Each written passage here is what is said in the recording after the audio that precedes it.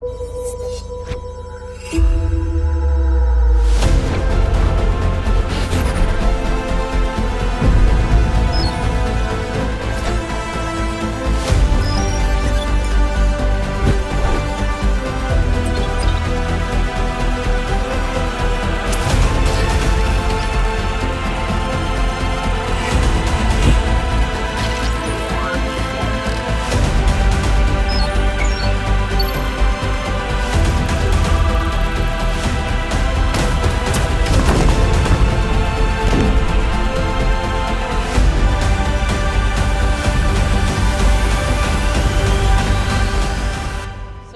founder and the CEO of A Smart World.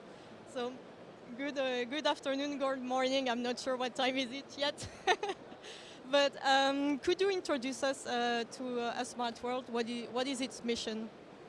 Yes, so we've developed with A Smart World a platform which is removing all the friction to collect unused smartphones. You know, in Europe you have about 700 million of smartphones sleeping in drawers, which shows that the current solution to avoid smartphones to enter into a drawer just failed to collect those devices, and we are solving that problem. And to get a better picture, so who are you and why did you launch this company? Okay, I'm Geoffroy. I'm the founder of A Smart World. We started a bit more than 5 years ago, but before that I spent 10 years abroad, out of which 6 years in the Democratic Republic of Congo, where I've seen for 3 years in the port of Matadi the illegal importation of e-waste. Then I've seen in the Katanga province the working conditions in the mine of copper and cobalt. Then 4 years in Southeast Asia, and when I came back, I wanted to capitalize on this experience to do something which was positive for environment and society, and that's where I started A Smart World, to do like a positive impact on environment and society. And how does your platform help to collect unused smartphone? Is it, for example, the same business model than back market? No, actually we can be like, we are more like an enabler of change. So we help players like back market, the telcos and others, to have like more efficient system to collect.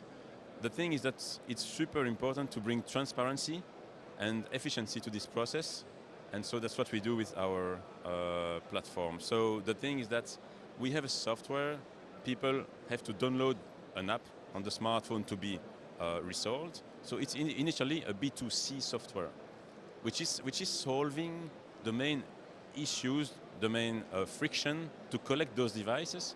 But the thing is, okay, it's good to have the best solution on the market, but the next challenge was, how can I reach millions of people at no cost? And it's by solving the problem that key market players may have. So they will be using our solution to collect like tons of devices. Yeah, that's a bit in line with my other question, which is because it is quite new in this process, so what are the main challenges that you have encountered in collecting all the smartphones? I mean, the fact is that the current solution as I said previously, are just failing to collect those devices. The thing is to understand why. People, I mean, they just do not know it's possible to recirculate them. And if you take, I mean, the telcos, for example, they all have a buyback trade-in program. All of them. They have something in common. It's not efficient. If it was efficient, we wouldn't have in Europe 700 million of phones sleeping in drawers. So the thing is, they have the customers, they have the willingness to do something. We have the solution. Let's work together. The first problem we solve is that we are doing like remote model identification. So we have out some discrepancies between, I mean, how it works now, people are just declaring, I have an iPhone 12, which is in perfect Chinese condition, based on the declaration, which is potentially wrong because they did a mistake, they don't know exactly what model they have. They get a value based on the declaration. But at the end of the process, there's like a devaluation of price because it's not correct what they said before. They're not lying, they just did a mistake. Yes, a wrong statement. They're not happy, it's not a good user experience because they were expecting 500 euro, let's say, and they are getting proposed 200 at the end of the process. But the buyer, the telco, for example, is not willing to come back to the seller. He has plenty of other things to do than talking to everyone to negotiate the price.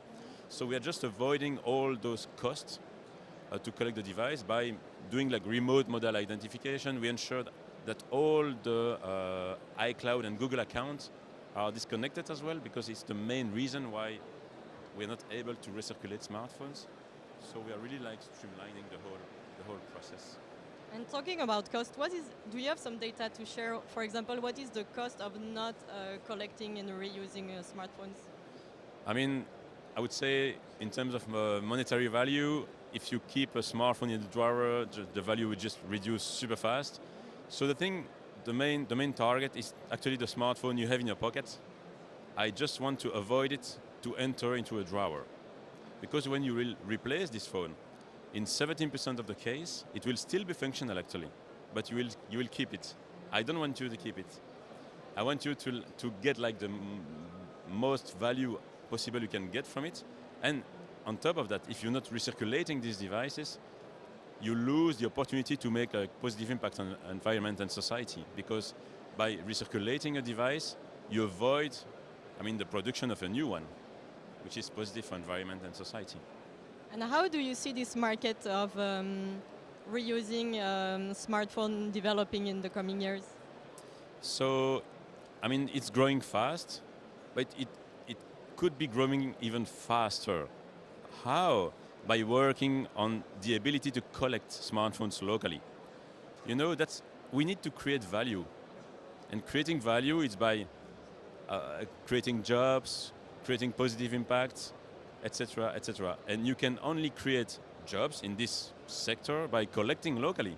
Because when you collect locally, you will need to hire people to treat those devices locally, etc. So it will generate like a new activity, a lot of value, but it has to start by being able to collect locally. And now that's what the market is not able to do, and that's what we are solving, to allow the big players having millions of customers to be able to collect locally and to create value.